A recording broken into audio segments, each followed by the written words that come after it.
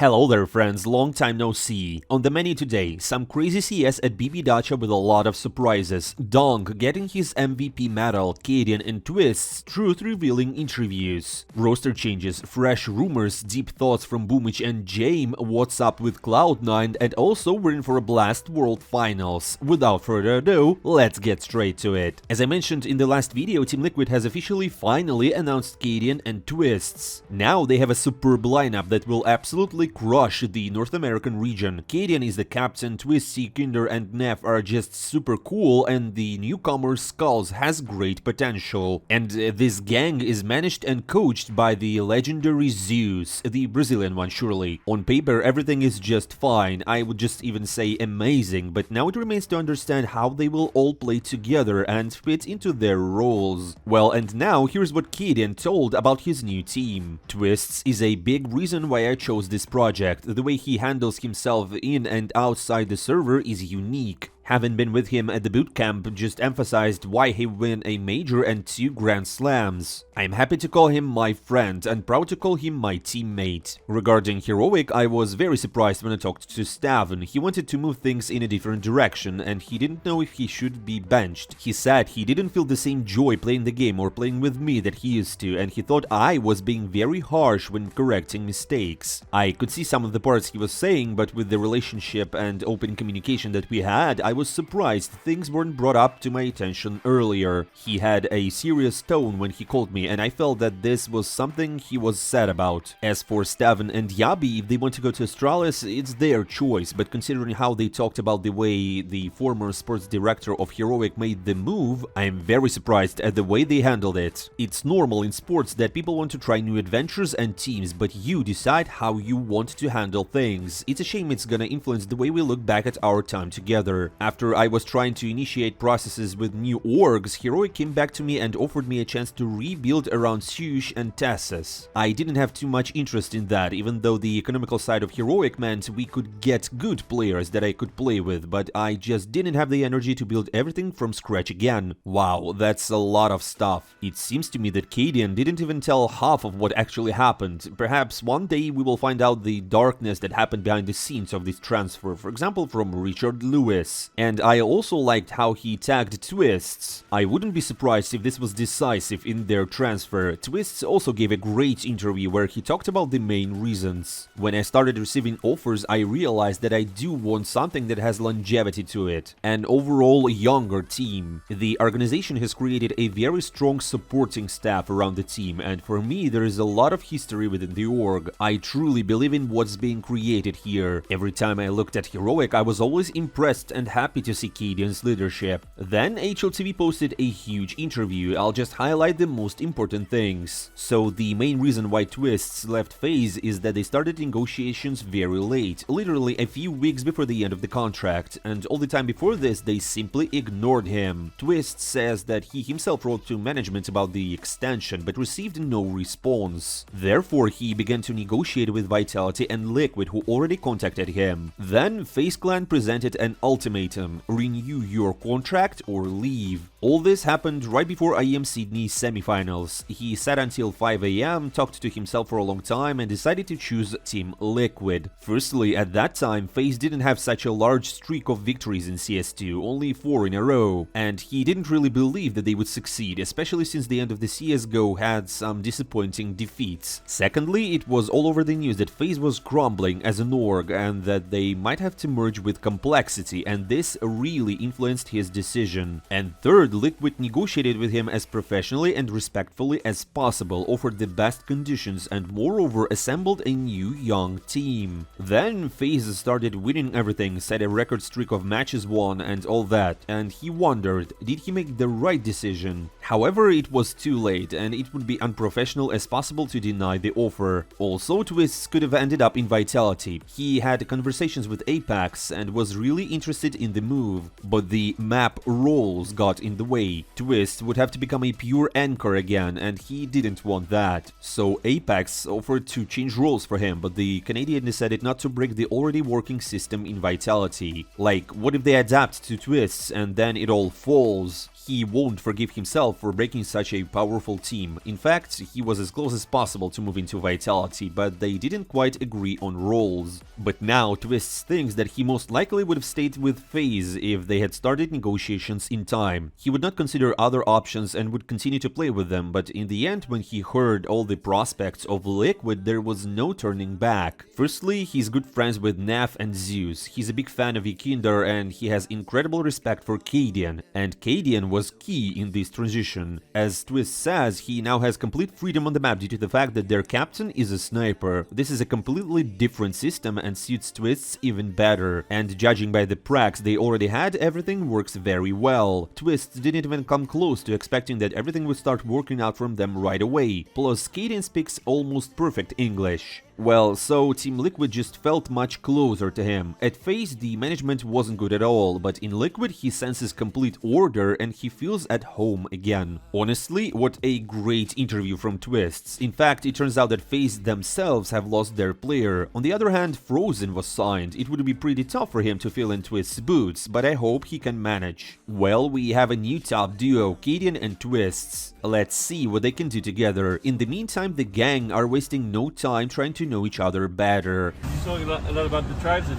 they didn't wear much. Oh my! Well, let's wish them good luck. They record hilarious videos, the vibes are amazing so far, and well, Cadian deserves a grateful team. We'll see them in the new season. By the way, some info dropped about how much Yabi and Stavn cost Astralis, according to HLTV's editor-in-chief, about $2 million. How do you like such a price tag? They gave away a lot of money, lost their reputation, and were the very first to drop from BB Dacha. Sounds like a perfect plan. By the way, at BB Dacha, Virtus.pro's player Fletch shared some thoughts about the players of Astralis and how they will build in future. Поэтому пока тяжело сказать, но в целом по никнеймам выглядят прикольно, но все равно, мне кажется, им будет тяжеловато из-за того, что не хватает... По ролям у них не прям как надо. Типа не стакаются до конца, да? Так. Все равно будет еще замена, мне кажется. А еще будет одна? Кого берут, как думаешь, Стайра? Ну, девайса точно нет, так? Ведь плеймэфа тоже точно нет. Ставные Яби зачем они выкупали за $2 миллиона долларов? Значит, получается только Стайр. Сейчас сидит, волнуется там где-то, наверное. The latest in official news is the announcement of Taz as G2's coach. As you know, Swanee is leaving due to personal reasons, and they urgently needed a replacement. You know, it all seems cool. The legendary player comes to the legendary club. The only problem is that he has never been a coach before. Just a few months ago, he was playing as a regular pro. In general, not the most obvious option for G2. They take a legend for a coach position with no experience at all? Doesn't seem very logical to me, to be honest. Don't forget, guys, to write your thoughts in the comments below. And it also seems that m0NESY is again shocked by what his org is doing. He was not happy with the signing of Nexa, now he's kind of freaked out by the coach. m0NESY, it seems, needs to leave before it's too late, because it looks like G2 are digging their own grave. You know what, they were even relegated from the CCT series recently, lost to Guild Eagles 3-13 on Mirage, and then totally messed up while leading 11-7 on Overpass. And now with JKS gone, you won't be able to look at them without sadness. And you know, there's one team in an urgent need of a sniper, but we'll talk about that later. Things are not looking good for Heroic after Cadian's departure as well. The team is falling apart. Seized is now leaving the sinking ship too. The team is in disarray. They've lost their captain and 2 main stars. It seems like a good time to bail out to a more favorable place. But what's most surprising here is that Heroic doesn't plan to go inactive. They have grand plans, as reported by Dust 2, a source that have been quite accurate lately. The Danish team is looking to acquire a trio from Ants, Nerds, Sanpayas and Maiden, along with the coach Saw. This sounds like significant changes. Glaive joined a ready-made team aiming to showcase his skills, but the team is making moves to another org. Only dacha will be left behind. It appears that we're gonna witness some more crazy and insane reshuffles soon. Interestingly, Glaive indirectly confirmed this information with his statement. We try to enjoy playing together, but I think the guys are a bit unsure about their future, and it certainly affects the team. In the new season, we'll try to get the best players if needed. We will try our best. Right now, I don't know what the future holds. Of course, I would like to keep this 5, but let's see what happens. Heroic currently have a substantial amount of money after selling Stavn and Yabi for $2 million. They can practically buy anyone, and the trio from ANS seems like an excellent option. Only Shush will remain from the previous lineup. Additionally, Overdrive reports that Kixon from Apex, who led the team to the major semi-finals, will join the planned trio from ANS and Shush. It's intriguing, but it still falls significantly short of the past Heroic and ANS rosters. And the fate of Twistzz and Dupree remains unclear. Overall, major changes are underway, and we await more details. And lastly, in official news, Dexter has returned to his native region, Australia. He will once again be playing for Greyhound, demonstrating to his mates what true European CS is all about. If they manage to bring JKS on board, they could easily contend for respectable placements in the Tier 1 tournament. So official stuff is over, let's talk rumors. In fact, there aren't many. For example, some insiders say that Inter's Jax and Modo will leave TSM, and one of the newcomers will be Dexter. I remind you that Nexa recently said some very controversial things about him. In case you missed it, just check out our last episode. Apparently, after such words, it will be very difficult to return to Tier 1 level again. You will have to make your way through thorns through TSM. Remember how we discussed that the Falcons' dream was cancelled, everything collapsed, and only Snappy and Magisk joined the team, plus Boros, Longs, and MHL remained. Like, that's all. But well, it turned out not at all. There were rumors that the trio from ANS would move to Heroic, but in the end they finally moved to Falcons. Sanpayas and Maiden have officially moved in with Snappy, and this trio from ANS secured Falcons a slot for the major. The Shakes outplayed everyone. There was also a talk about Nerds joining the team to replace Boros, but people say he didn't because of political conflicts. You know, the Israeli player won't go to such a team and their fans will eat them up and all that. But this is just a talk, we're unlikely to know what actually happened there, and rumors immediately appeared that Nerds agreed to join Heroic. But that's a whole another story. And finally, Falcons look like a dream team. And in fact, this is probably the best that Falcons could assemble, considering that they were denied by Nico, Monacy and Twistzz. And who knows who else was on the list. Now Glaive is probably sitting there in shock and doesn't understand what he even came for. Coach Saw is officially in Heroic, Sanpayas and Maiden went to Falcons, Nerds one step away from Heroic too, and only dacha remained. And it seems to me that he will be invited to 9 at some point, and he will leave for Poland at the first request. This is how the story of the great ANS ended. Although it partially lives in Falcons, in fact. Snappy's composition has not changed much. Boros is the same super aggressive player as Nerds, Magisk is clearly no worse than dacha, and the rest are the same basically. Plus, the coach is the great and terrible Zonic. This will be very interesting to follow. Well, and I have no idea what will happen to the current ANS. They said that they would assemble a new team around Glaive, and the first rumors were that Dupree would come. Part of the Golden Five will be together again, I've seen that before. And there is no official information or rumors about other players yet. In general, we have a very interesting off-season ahead of us, big changes in Heroic and ANS, and who knows what's gonna happen. Take Cloud9 for example. Yesterday Shiro officially left the team. He will definitely not return to Cloud9. Here's what Shiro wrote. Thanks to Inters, Booster and Nefani, who knows, maybe in the future we'll start playing together with you again. This time at Cloud9 was unforgettable. I want to say big thank you to Perfecto and Electronic and apologize to them for leaving the lineup like that. You believed in this team, and I hope and believe that you will find the right solution that will help develop this tag. Thank you Hobbit and Exile, it's hard to say goodbye to you. I hope you become stronger. Well, we are still waiting for an explanation from Shiro why he decided to leave the roster.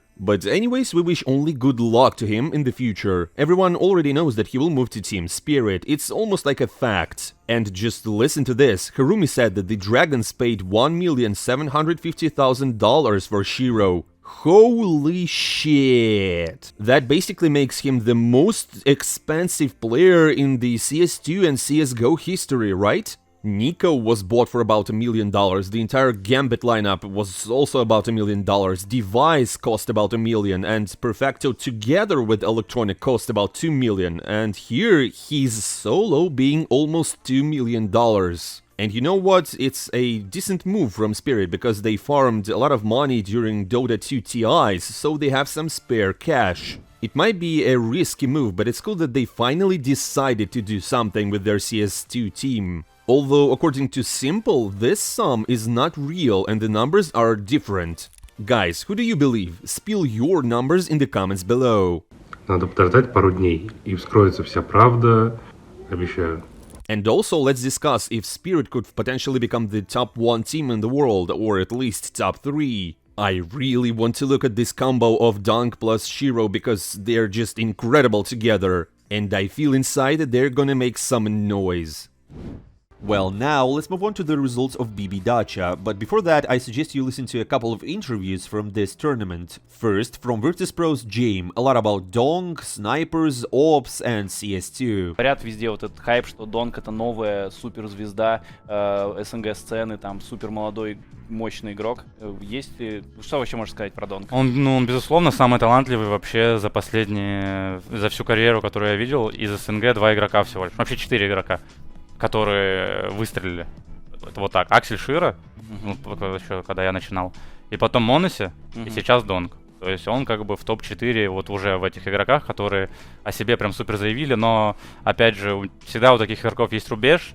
То есть сейчас, да, он молодой, много играет, попадает в хедшоты, очень жестко вырубает, плюс новая механика игры позволяет ему как бы быстро встать на ноги. Но тут время, с каждым годом много играть все сложнее и сложнее, и там дальше ты должен переходить уже на класс повыше, то есть меньше играешь, но типа эффективнее. И вот он сейчас на таком этапе. Ну круто, нифига себе. Вот Донк получается у нас наравне с Моноси, с Широ и Акселем, да, вот в этой четверке. Вообще даже по тому, как он входит, по хайпу вокруг него, он как бы топ-2 после Моноси. Широ, Аксель, они доказали только в онлайн-эре, там как только начали чемпионаты мира выигрывать. А вот он, о нем все говорят, и то есть, ну, он реально выделяется, поэтому... Ну, круто, пожелаем ему удачи. Смотри, весь чат об этом пишет и спрашивает. Вот просто ответь всему чату и уже расскажи, что это за сейвы. С Астралис 5 в 5 сейв. Сейчас нас мы видели сейв 4 в 4, 4 в 5 постоянные сейвы. Есть за что ответить? Постоянно вот всем это не нравится, и комментаторам, и отчасти, ну всем людям это не нравится. Расскажи, вот, чтобы все раз и навсегда поняли, зачем это делается. Ну, там за углом стоит чел с дробовиком, я не хочу выходить. Он еще у меня разденет, зачем мне это делать, если я завтра приду, и как бы есть шанс, что его там не будет. То есть мы сейвим, значит, там шанс на выигранный раунд, прям 0%. Они прочитали нас, они переиграли нас, ну и тяжело было. Мы как бы не дали возможности по ходу раунда, и мы засейвили. Смотри, у меня вопрос буквально быстрый про CS2. Ты снайпер, да, ты играешь с АВП, постоянно играешь с АВП, то есть многие уже начинают отказываться, да, потому что в CS2 как-то авик плохо стреляет. Ты что скажешь, плохо или тебе вообще все равно, все для тебя классно, ты уже подстроился? Нет, это ужасный ган, он прям ублюдский, хочу сказать, типа, ну, если ты 50 на 50, знаешь, что там игрок, ты снайпер, тебе дали наводку, там, не знаю, информация градусов, но и он каким-то образом просто сыграл от того, что ты стоишь в этом углу, он просто разгоняется, не попасть. Не убить. 1000 раз ты смотришь в трансляции, где снайпер стоит, смотрит точку, а человек просто выбегает и как бы и не среагировать. То есть это как бы бич. Сейчас ты снайпер только в ситуациях, когда игрок не готов на тебя выходить, то есть ты спот заранее занял неочевидный. Либо какой-то инсейн, типа в экшене, там бам-бам-бам, то, что на тебя вот так вот резко не выходит. То есть плюс еще 5 пуль, и снайперка не играбельная. За теров так вообще, то есть это ты должен стоять, контролить одну зону, а там игрок, он либо выбежит на тебя и твоих типов сбреет, либо он не выйдет. И то есть ты юзлес. В клатчах тоже. То есть доигрыш, ну стоишь, ждешь, он выбегает. Ну как бы... поэтому сейчас за теров, ну, большинство игроков, которых хай-стата, они снайперы. Они больше с калашом. За КТ, конечно, еще не отказались люди. Но опять же, вот как говорит даже рейтинг, сейчас снайпером быть, ну такое... невыгодно вообще. И это говорит один из лучших снайперов мира. Wow, and that's what one of the best snipers in the world says. Well, I also promised an interview with Boomich, so here you go. After it, we'll just figure out what's happening there at BB Dacha, who got eliminated, who won, and who became the main protagonist. Такой вопрос, вот ты играл раньше под Блейдом, да, ну, под управлением Блейда, и вот Электроник, когда переходил в Cloud9, он говорил о том, что вот Блейд не давал ему раскрыться, что он типа там, ну, жесткую структуру держал и не так сильно слушал игроков. Вот как у тебя, ну, ты согласен в этом плане с Денисом? И что скажешь про Грува, как с ним вообще работать? Стакнулись, не стакнулись? Мне все нравится, как происходит в этой команде. Есть определенный тандем между Ваней, Финном и Грувом, вот. Но не буду не говорить ничего про Андрея Блейда, но могу так сказать, что просто в этой команде у меня есть больше свободы, своего мнения, что ли, что мы можем делать, что мы, возможно, будем делать и так далее. То есть мои предложения здесь, наверное, больше опробуются, чем там. А как вы в итоге с Денисом порешали, кто будет капитан? Как-то были какие-то терки, или там пришел Денис, все, я буду? Или как вообще это происходило? Ну, просто Денис сказал, что не хочет больше быть капитаном, вот, в интервью в каком-то. И так получилось, что сейчас меня взяли на основу лидера, а Денис переместился на второго колера, как это было в Нави. Наша связка была, как бы мы ее оставили. То есть он помогает тебе, ну, в середине раунда колить, да? Да, это второй голос команды, можно так сказать. Если я молчу, то, наверное, это основной человек, который будет давать колы вместо меня. Ну или помогать в мид-раундах также. То есть я всегда пытаюсь прислушиваться к Денису, потому что он всегда говорит все слишком обдуманные вещи, в которых он уверен. Вот. Я помню, ты, по-моему, это говорил о том, что у Дениса бывает такое, вот, наплывает на него, он просто в соло колит и просто уничтожает. Сейчас тоже осталось, да, это? Ну, конечно, все возвращается как бы на круги своя. Сейчас привыкнем друг к другу. Надеюсь, что сможем показывать хорошие результаты, потому что сейчас, не знаю, замотивирован как никогда. Вот еще по вебкам видно иногда, что Элик больше всех прям горит иногда, вот прям что-то начинает там кипишевать. Есть вообще какой-то такой вайб, там машины, не знаю, какие-то проблемы такие, нет? Я думаю, что просто Денис выполняет роль человека в команде, который пытается поставить нас на ноги, когда он понимает, что команда посыпалась, и мы реально начинаем играть плохо. Вот, я думаю, что он свою эмоцию дает, чтобы просто игроки как-то взбодрились, не знаю, поняли, что что-то происходит не так и так далее. А такого, что машина какая-то, нет такого. Просто может где-то повысить голос, чтобы мы проснулись. Давай тогда просто что-то такое. Что бы ты еще добавил в CS2, да? Ну, вот если бы у тебя, ты был бы, не знаю, Габеном, да, и такой, вот хочу вот это, может, там какую-нибудь карту новую, может, по какой-то карте скучаешь, или вот оружие какое-то новое, что бы ты такое добавил? Карту, да, карту. Я скучаю очень по кэшу и по трейну. Вот, я бы очень хотел, чтобы... Мне кажется, что в нынешней системе МР-13 и с выходом в CS2 они бы могли сделать тестовый мап-пул из 9 карт, возможно. Вот. Это было бы, мне кажется, интересно. Да, это было бы рандомно, но мне кажется, что можно было бы. То есть добавить плюс 2 карты. А убрать никакие не надо? Типа все окей, тебя все устраивает? Сейчас я бы не сказал, что существует какая-то карта, которая меня... Не знаю, я бы сказал, что ее нужно убрать. Вот. Пока бы не сказал. Нет, скорее просто вернуть какие-то старые, и все. Спасибо тебе огромное. Еще раз всем привет. Это был Бумыч, лучший капитан. Спасибо тебе огромное. Спасибо.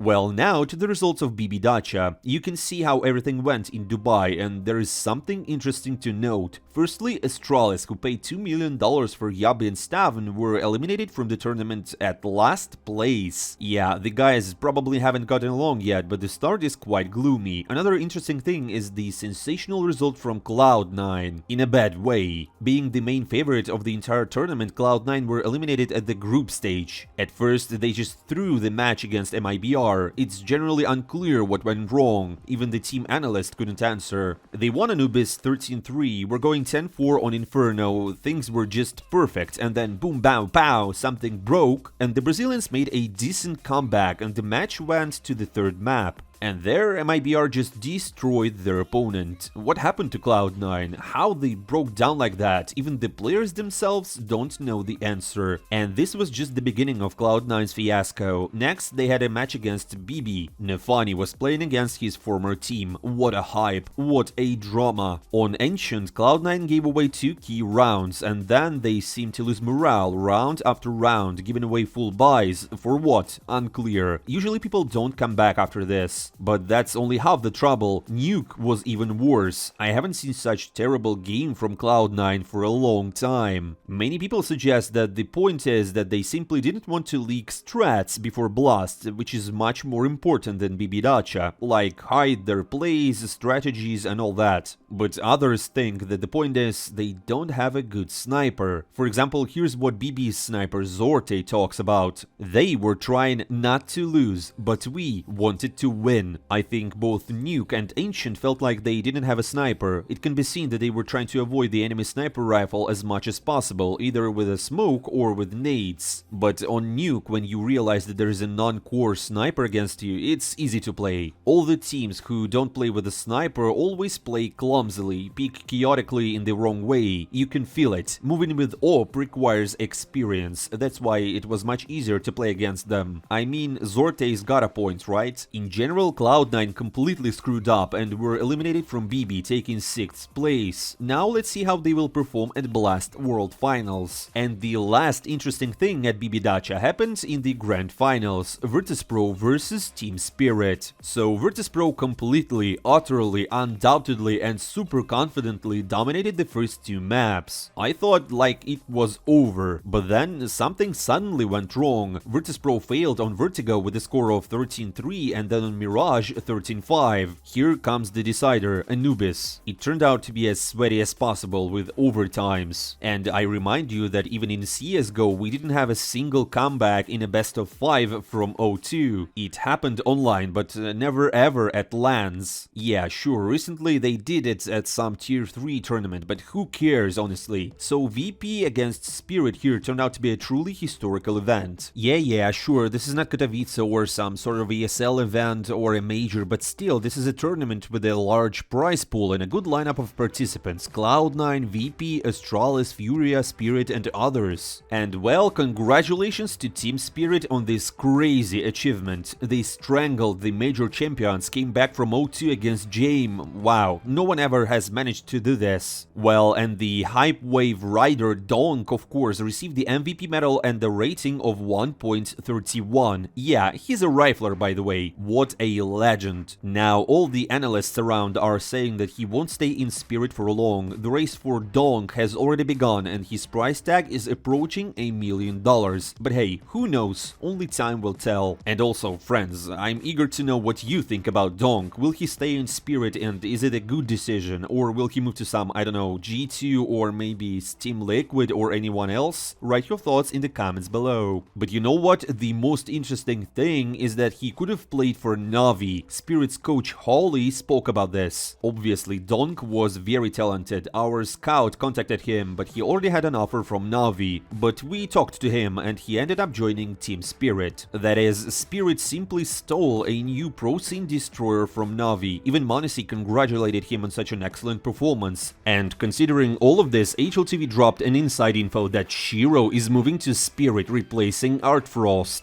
If anyone has doubts, HLTV has not been wrong in their insights this whole year. When they publish something, it's almost like a fact, like already happened. Moreover, rumors about this transfer have been circulating for a while. Shiro himself referred to Donk as the new main star of the pro scene, and now they will be playing together. Interestingly, Spirit defeated VP a couple of days ago in the finals, coming back from an 0-2 score, and today they're changing their sniper. Yeah, Artfrost is undoubtedly strong, but with Shiro they get a top 3 player in the world in this position who is already seasoned on the tier 1 stage. Regardless, it's an upgrade and that's a fact. Their partnership with Donk could become very explosive, so we await for the official announcements. As Harumi says, this decision was made even before BB Dacha, so Spirit's recent performance doesn't really matter. Well, that's all for the news for today, my brothers, my friends, my brothers. Right now, Blast is in full swing, as always, having a lot of content, including many interesting interviews with pro players and decent matches. We'll discuss all of this in the next video, so subscribe to the channel so you won't miss it. I won't say goodbye for a long time. See you soon.